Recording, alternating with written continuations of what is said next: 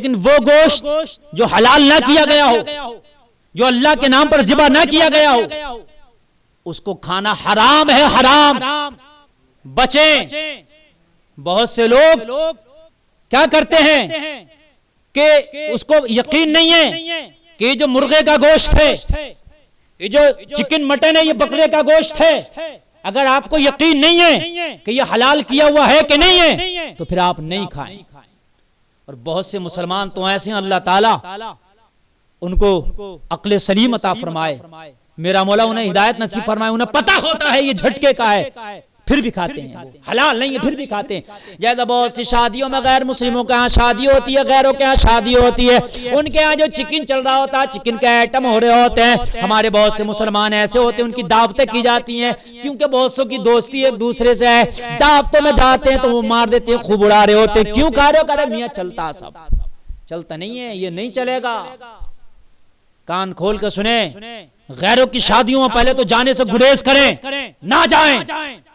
بحالت مجبوری چلا گیا، کہیں پھنس گیا تو پھر وہاں پر گوشت نہ کھاؤ، اس لیے کہ یہ حلال نہیں ہے۔ ایسے ہم سفر کر رہے ہیں، اگر ہوٹلوں پہ کہیں کھانا کھا رہے ہیں، اگر یقین نہ ہو کہ یہ ذبح کیا ہوا ہے کہ نہیں ہے، یہ حلال ہے کہ نہیں ہے، تو وہاں کھانا نہ کھاؤ، اور وہاں پر گوشت تو ہرگز نہ کھاؤ۔ اگر کھانا ہے تو دال سبزی سے کام چلا لو۔ لیکن بہت سے ایسے ہوٹل ہوتے ہیں، بہت سے ایسے ڈھابے ہوتے ہیں راستوں میں کہ ہم سفر کر رہے ہوتے ہیں، بہت سے لوگ سفر کرتے ہیں، تو ان ڈھابوں میں وہ گوشت اور وہ چکن جو حلال کیا ہوا نہیں ہے، یہ جس میں شک ہے، وہ کھاتے ہیں خوب۔ اور آج تو چکن کے کیا کیا فاسٹ فوڈ میں بھی آئٹم بننے ہیں، پیزا اور جانے کیا کیا بنتی ہیں، مجھے تو ان کا نام تک بھی یاد نہیں ہے، لیکن کہیں نہ کہیں ان میں چکن کی آمیزش ہوتی ہے، ملاوٹ ہوتی ہے۔ فاسٹ فوڈ کی دکانوں میں بہت سی چیزیں چل رہی ہیں، رول چل رہے ہیں، رول چکن کے۔ میں نے دیکھا غیر مسلموں کی دکانیں ہوتی ہیں، چکن رول کھا رہے ہیں، اور بھی جانے کیا کیا ہوتے ہیں۔ تو جب آپ کو شک بھی ہے کہ یہ حلال ہے کہ نہیں، مت کھا، اور یقین ہے غیر مسلم کی دکان ہے، غیر مسلم کا گھر ہے، غیر مسلم کا پکوان ہے، تب تو پھر وہ حلال ہو ہی نہیں سکتا، پھر کیوں کھائے؟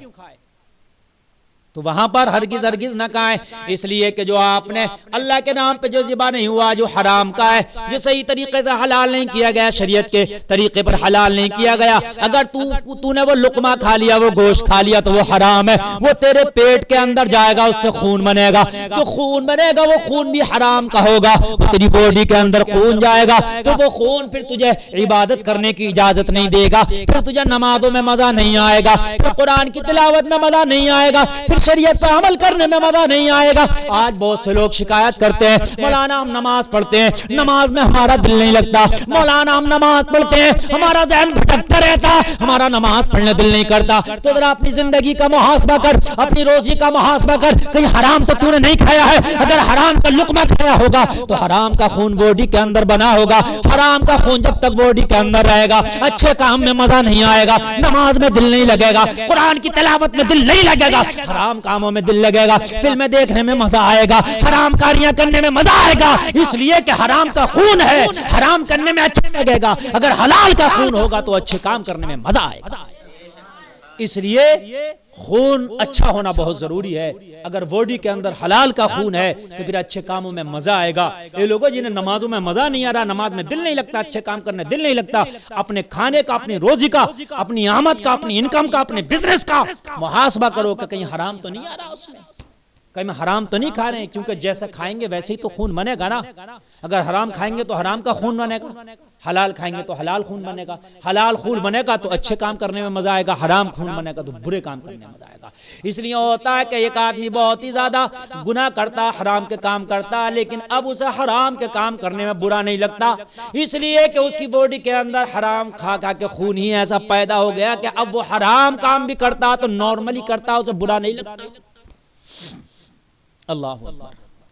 ایک میں نے پڑھا تھا، بلکہ پوری کلپ دیکھی تھی، کہ پاکستان میں ایک شخص تھا جو قبر کے اندر جو لڑکی کوئی دفن کی جاتی تھی، اس لڑکی کی قبر کھود کے رات کو اس کے ساتھ زنا کرتا تھا اس لڑکی سے، اور نارملی لگتا تھا، اس کو کوئی غلط نہیں لگتا تھا، اس لیے کہ حرام کر کر کے، حرام کھا کھا کے اس کی زندگی ایسی ہو گئی تھی کہ اس کے لیے وہ کام کرنا نارمل تھا۔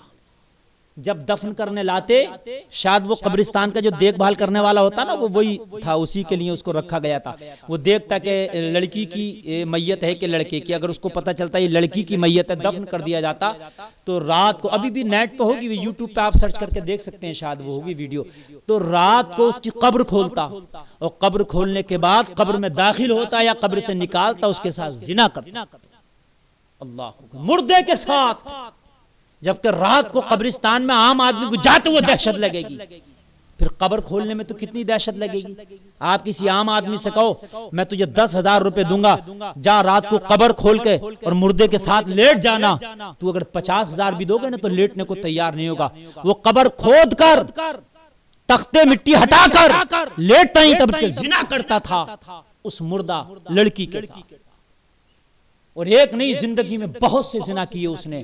پھر آخرکار پکڑا گیا، انٹرویو اس کا ہو رہا تھا، اس سے پوچھ تاچھ کی جا رہی تھی. کوئی پترکار تھی پاکستان کی میڈیا میں اور وہ اس سے سوال کر رہی تھی کہ تجھے شرم آنا چاہیے، کم سے کم اس مرنے والے کی آخری زندگی تھی، آخری سفر تھا، تو نے وہ بھی ناپاک کر دیا. اور اس سے پوچھا گیا تو کہنے لگا مجھے ڈر نہیں لگتا تھا، میرے لیے یہ ایک عام بات تھی.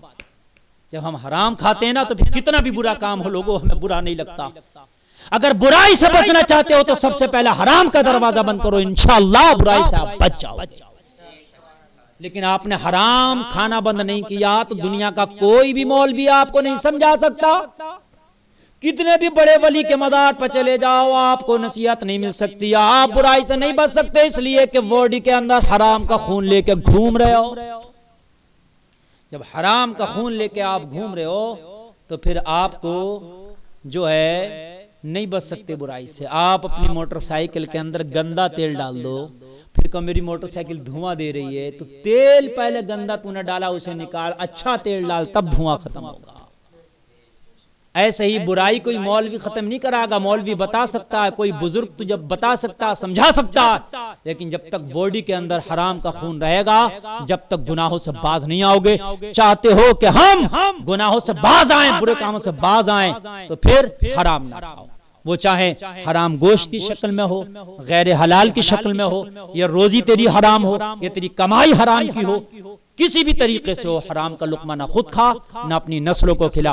حلال کھائے گا خود بھی سکون میں رہے گا، تیری اولاد بھی مطیع و فرما بردار.